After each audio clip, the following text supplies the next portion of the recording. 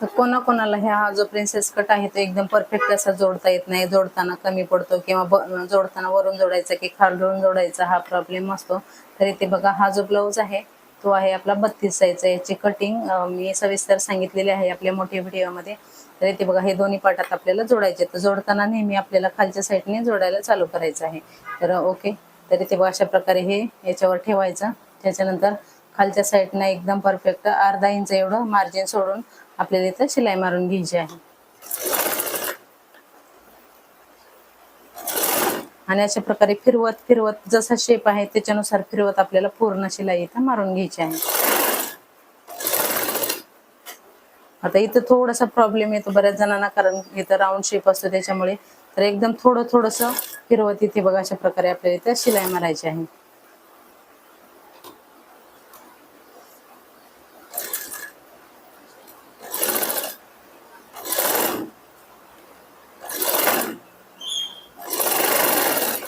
आणि तुम्ही बघू शकता अजिबात सुद्धा कमी जास्त पडलेलं नाही. आपला पार्ट एकदम परफेक्ट असा आलेला आहे.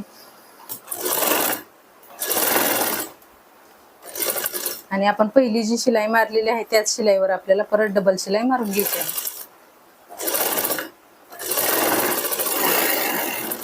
आणि अजून एक गोष्ट, इथं जेव्हा राऊंड शेप मध्ये आपण इथं शिलाई मारत असतो ना, त्यावेळेस फक्त इथं आपल्याला चुन्या पडून द्यायच्या नाहीत. नाही तर मग आपला जो प्रिन्सेस कटला आहे ना, पुढच्या साईडला अशा चुन्या चुन्या आल्यासारख्या दिसतात, तर ते व्यवस्थित दिसत नाही. इथं जिथं राऊंड भाग आहे तिथं आपल्याला असे थोडेसे कट मारून घ्यायचे, म्हणजे व्यवस्थित अशी फिनिशिंग येते.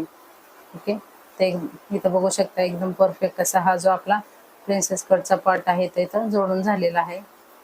ओके, आणि हे जे मार्जिन असतं ना ते नेहमी आपण इकडच्या साईडला टाकून द्यायचं, फिटिंगच्या इकडच्या साईडला. ओके,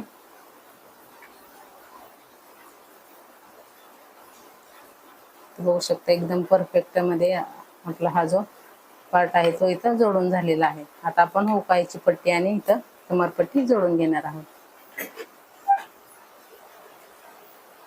तर कसा वाटला मला कमेंट करून सांगा, नाही फॉलो करायला विसरू नका. ओके.